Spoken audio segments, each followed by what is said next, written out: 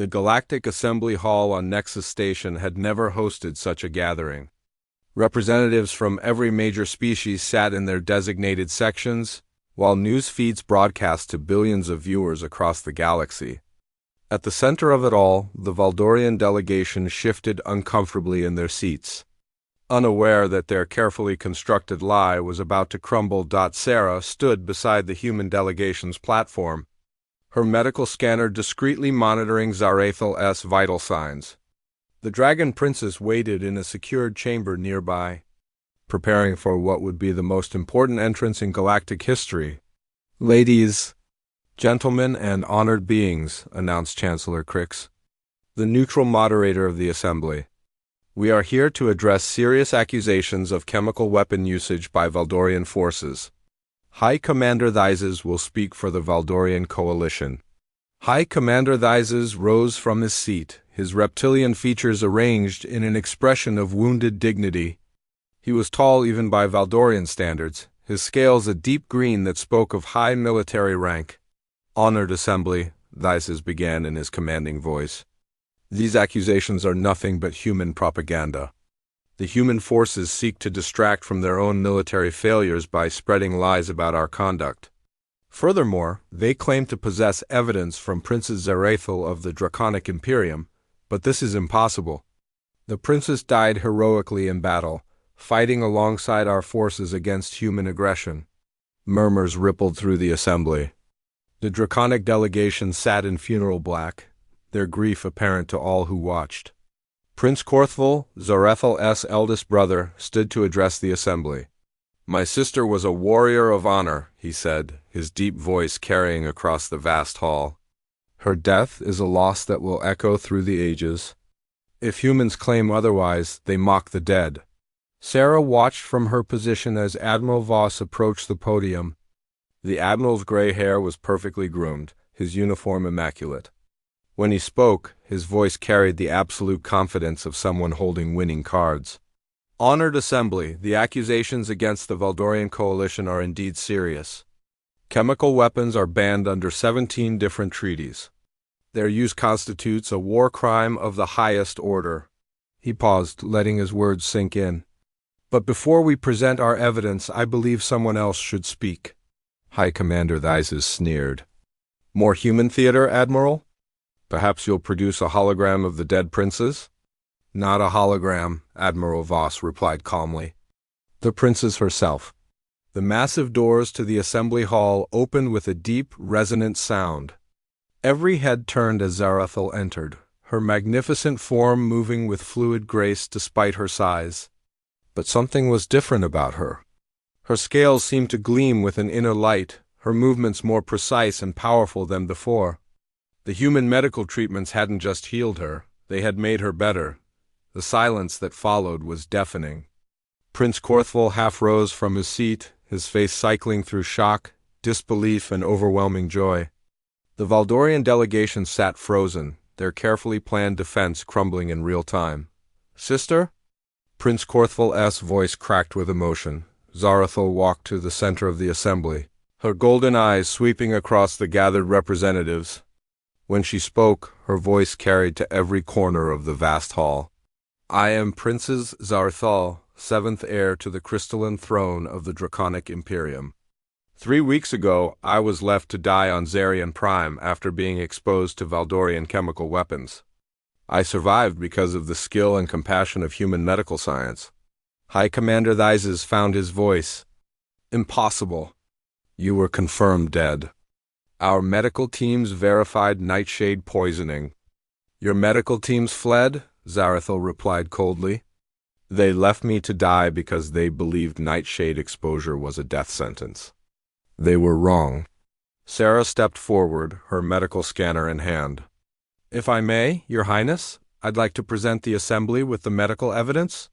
The massive display screens around the hall lit up with detailed medical scans, chemical analysis reports, and treatment records. Sarah's voice remained professionally calm as she narrated the damning evidence. "These scans show clear traces of nightshade poison in Princess Zarathal's bloodstream when I found her. This poison is not naturally occurring on Zarian Prime. It can only be produced in specialized military laboratories. She highlighted specific areas on the scans. The concentration and distribution pattern is consistent with weapon deployment, not accidental exposure. Dr. Kim joined Sarah at the podium, her excitement barely contained. Furthermore, our analysis of the princess's recovery has revealed something extraordinary. Human medical techniques, combined with dragon physiology, have created unprecedented healing results. The princess is now stronger and healthier than she was before the attack.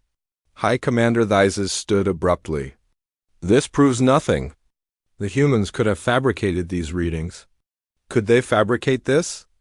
Zarathul spread her wings to their full extent. The assembled delegates gasped as they saw the perfect healing. The way her wing membranes had been repaired with techniques beyond anything known to dragon medicine. But more than that, her wings now showed subtle modifications, reinforced bone structure and enhanced muscle attachment points that made her stronger than any dragon in her family line. Prince Korthvul was openly weeping now. Zarathul, we mourned you. Father has been preparing for succession wars. The entire Imperium is in chaos. I know, brother. Zarathul's voice softened. And I'm sorry for the pain my supposed death has caused. But I have learned something during my time with the humans that changes everything. She turned to address the entire assembly, her royal bearing commanding absolute attention. For centuries, our species have believed that strength comes from domination, from breeding, from the survival of the fittest. But humanity has shown me a different path. They have shown me that true strength comes from lifting others up, not casting them down. Admiral Voss stepped forward. Your Highness, would you be willing to share your proposal with the Assembly? Zarathul nodded and moved to the central podium. I propose a formal alliance between humanity and the Draconic Imperium. Not a military alliance built on mutual enemies, but a partnership based on shared knowledge and values. The Assembly erupted in surprised murmurs. Dragon-human cooperation was unprecedented in galactic history. In exchange for human medical and technological expertise, my people will share our engineering knowledge and our understanding of energy manipulation. But more than that, we will learn from each other. We will teach the galaxy that cooperation achieves more than conquest. High Commander Thyses jumped to his feet. This is outrageous. The Valdorian Coalition will never accept such an arrangement. Then the Valdorian Coalition will find itself increasingly isolated. Came a new voice. All eyes turned to the rear of the assembly as Ambassador Trar of the Antari Federation entered, followed by representatives from 6 other major species. The Antari Federation has reviewed the evidence presented here today, Ambassador Trakra announced. We formally condemn the use of chemical weapons by Valdorian forces and hereby withdraw from all mutual defense treaties with the Valdorian Coalition, one by one. Other ambassadors stood to make similar announcements. The Crystalline Collective, the Machine Consciousness, the Hive Worlds. Even the warlike Cordon Empire announced sanctions against the Valdorians, but the biggest surprise came from Prince Korthvul himself. As heir to the Crystalline Throne, I formally endorse my sister's proposal. Furthermore, I ask that Dr. Sarah Chun be granted the status of Knight Healer of the Draconic Imperium, the highest medical honor our people can bestow. Sarah felt her knees go weak. Your Highness, I'm just a doctor. No, Zarathul said, moving to stand beside her rescuer.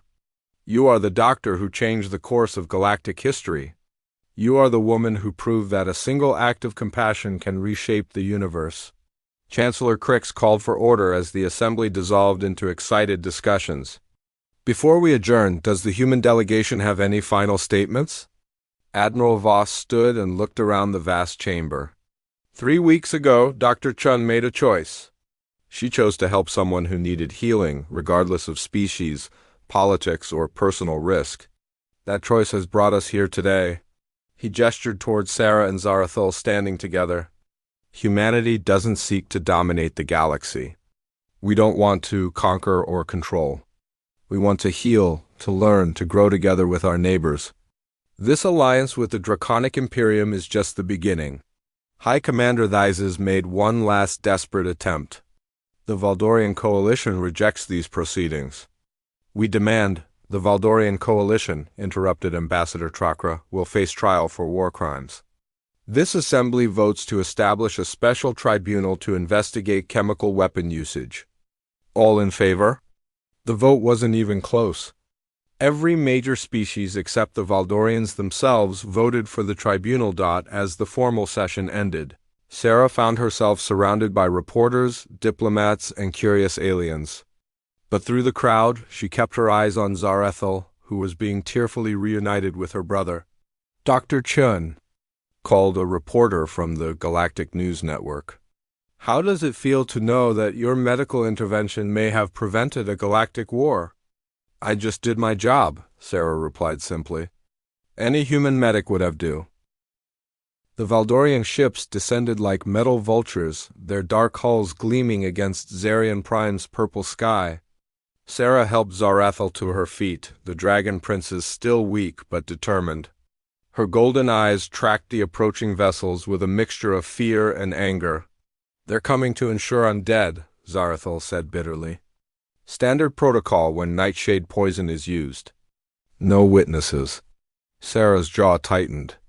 Well, they're about to learn that human protocol is very different. The whine of approaching engines grew louder, but Sarah wasn't worried about the Valdorian scouts. She was listening for something else. The distinctive hum of human fusion drives. Her emergency beacon would bring help, but the question was whether it would arrive in time. Doc, Martinez called from his position. They're setting down about 2 clicks out. Looks like they're deploying ground teams. Sarah finished securing her medical equipment to Zarethel's back using emergency straps. The Dragon Princess was strong enough to stand now, but flight was still impossible with her injured wings. Can you run? Sarah asked. Zarethel tested her legs gingerly. Perhaps. Not far? Then we don't run? Sarah pulled out her sidearm and checked the charge. We make them come to us. Martinez slid down into the crater, his rifle ready. Doc, with respect, you're a medic, not a soldier. Today I'm both. Sarah's voice carried a steel that surprised even her. They poisoned a wounded prisoner and left her to die. That violates every treaty in the Galactic Accords. Zarethel stared at the small human woman with growing amazement. You would fight for me? Against trained Valdorian shock troops? I would fight for any patient, Sarah replied simply.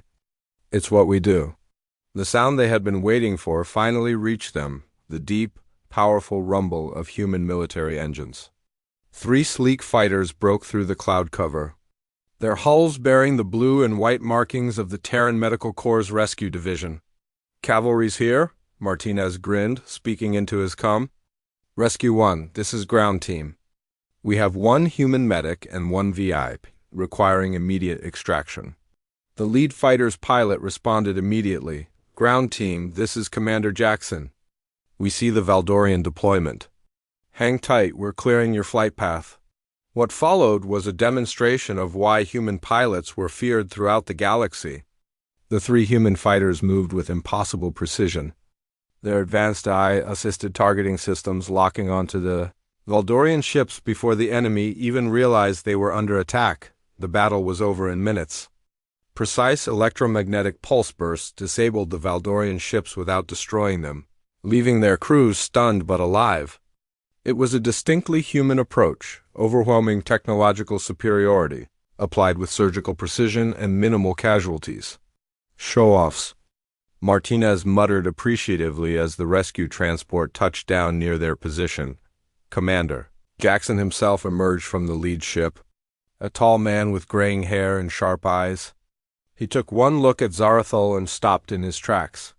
Dr. Chun, when you said VIP, I assumed you meant a human diplomat. Princess Zarethel of the Draconic Imperium, Sarah said formally. She was left to die by her own people after being exposed to chemical weapons. She's under my medical protection. Jackson studied the Dragon Princess carefully. Zarethel stood as tall as she could manage, meeting his gaze with royal dignity despite her injuries. Your Highness, Jackson said, offering a respectful bow. I'm Commander Jackson, Terran Medical Corps. Dr. Chun has requested extraction for you both. You would grant sanctuary to an enemy? Zarathil asked in surprise.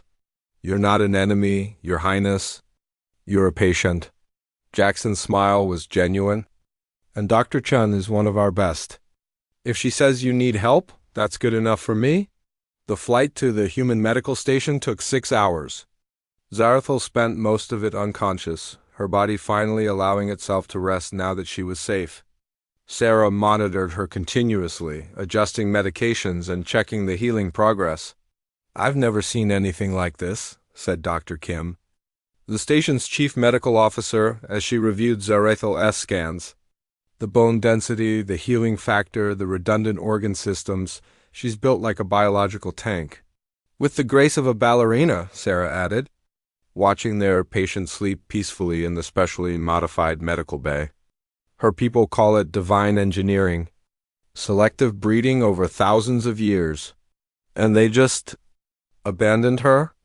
Sarah's expression darkened. Apparently, in their culture, chemical weapon exposure equals death sentence.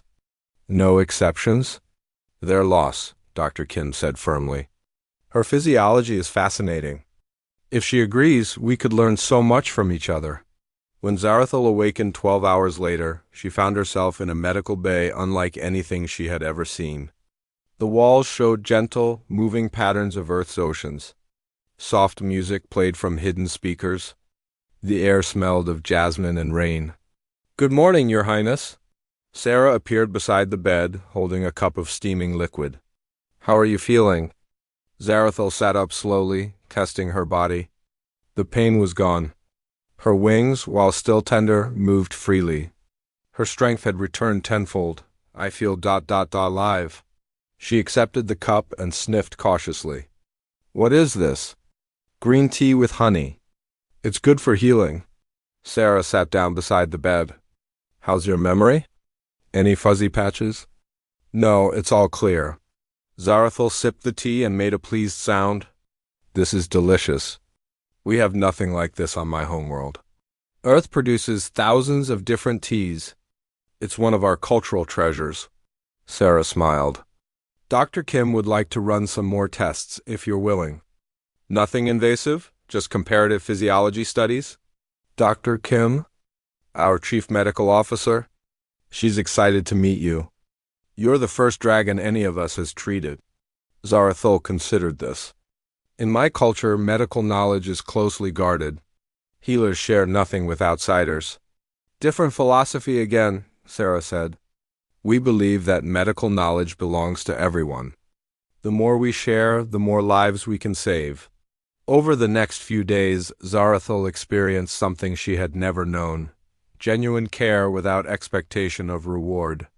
The human medical staff treated her not as an enemy or even as royalty, but simply as a person who needed help. Dr. Kim proved to be a brilliant xenobiologist who was fascinated by dragon physiology, but respectful of Zarathil's comfort and privacy.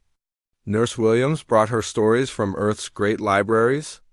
Engineer Torres showed her how the station's life support systems worked, marveling at her quick understanding of the technology. Your people, Zarathil said to Sarah on the third day as they sat in the station's observation lounge. Watching stars wheel past, they're all like this? Like what? Kind, generous, willing to help strangers. Zarathil flexed her wings, now almost completely healed thanks to human medical science. It seems impossible. Sarah considered the question seriously. We're not perfect. Humans can be cruel, selfish, short-sighted. But we've learned something important over our history. We're stronger when we work together, when we take care of each other. The Valdorians believe strength comes from dominance. The Draconic Imperium believes it comes from breeding and bloodlines. Zarathil's golden eyes reflected the starlight. But you believe it comes from cooperation. From compassion, Sarah corrected. Strength without compassion is just brutality. Compassion without strength is just wishes. But together, quote, together they create something greater. Zarathil nodded slowly. I begin to understand why the galaxy fears humanity. Do you fear us?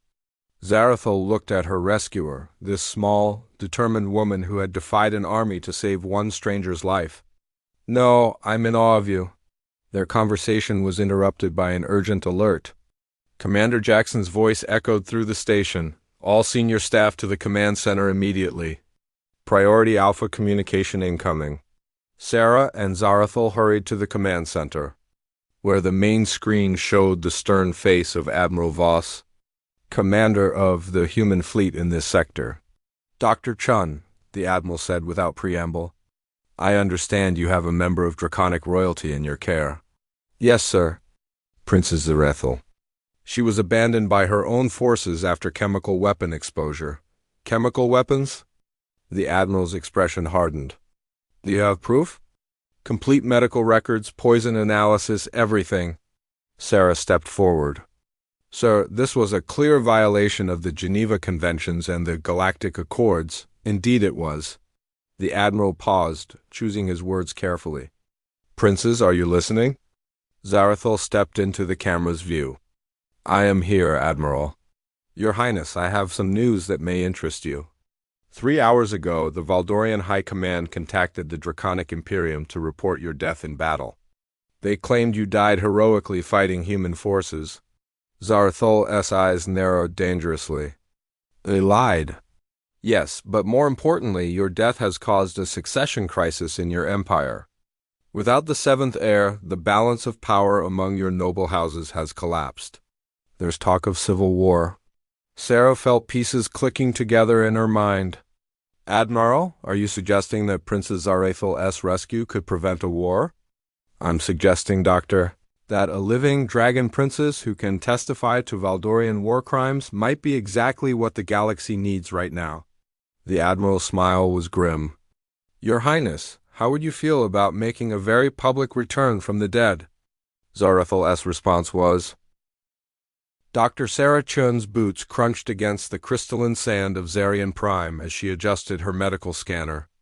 The desolate wasteland stretched endlessly in every direction, its purple sky casting an eerie glow over the abandoned alien battlefield. 3 days had passed since the Valdorian fleet retreated, leaving behind their wounded like discarded trash. "Another sweep complete, Doc," came the voice of Corporal Martinez through her comm unit. "Nothing but scrap metal and empty supply pods in Sector 7.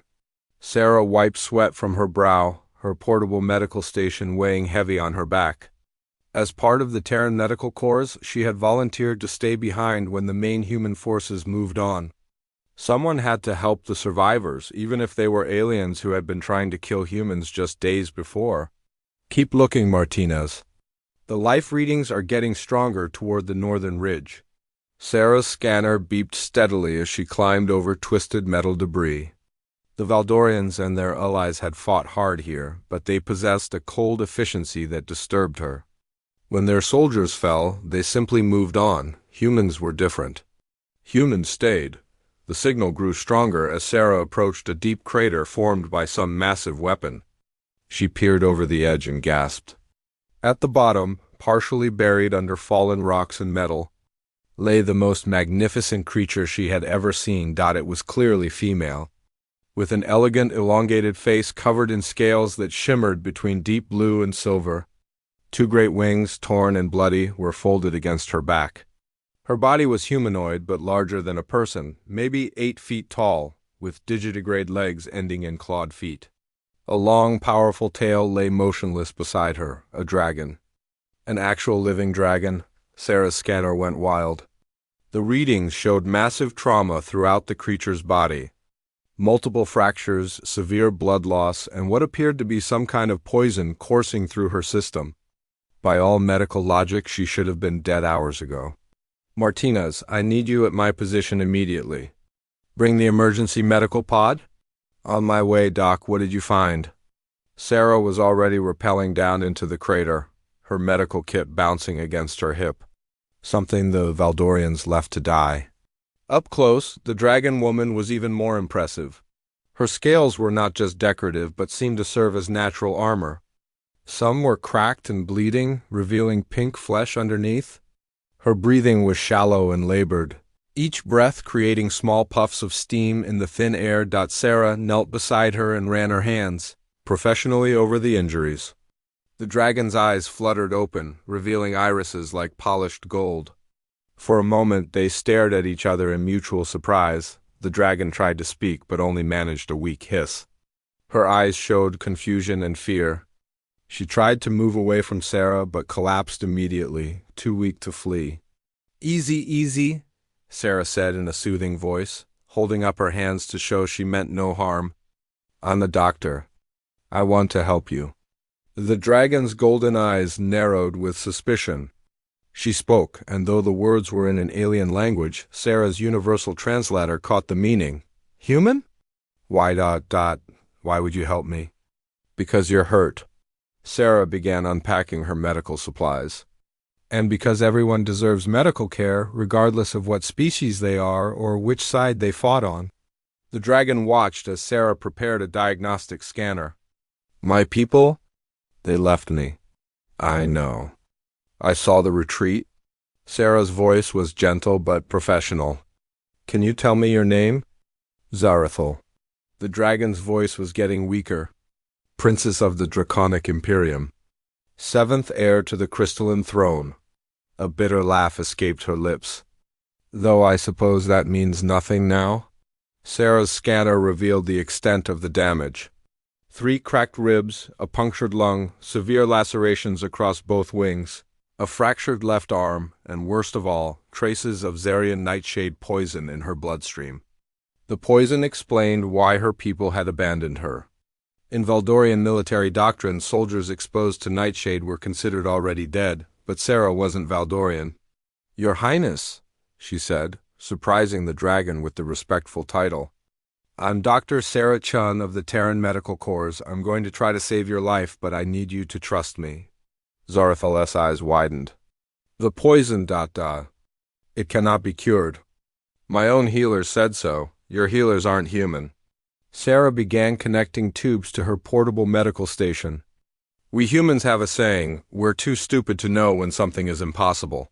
The antidote synthesis would take time, but Sarah could stabilize the princess while she worked. She started in 4-line, carefully navigating around the dragon's tough scales to find a vein. Zarathel flinched at the needle but didn't pull away. "This fluid will help replace what you've lost," Sarah explained as the clear liquid began flowing. "I'm also going to give you something for the pain." "Why?"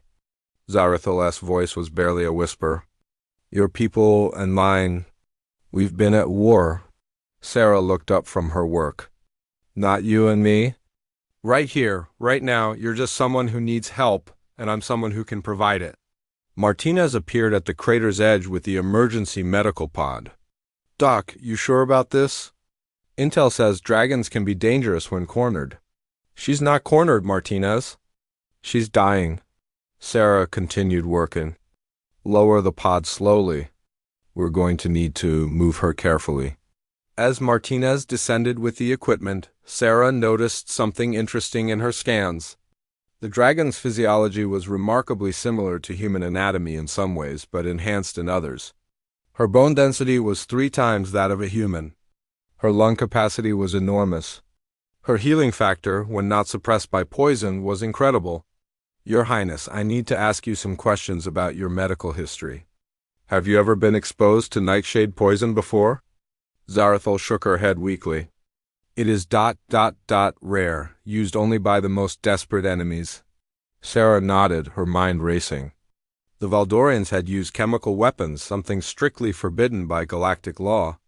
But they had calculated that no one would live to report it. They hadn't counted on humans working quickly. Sarah began setting up her mobile laboratory.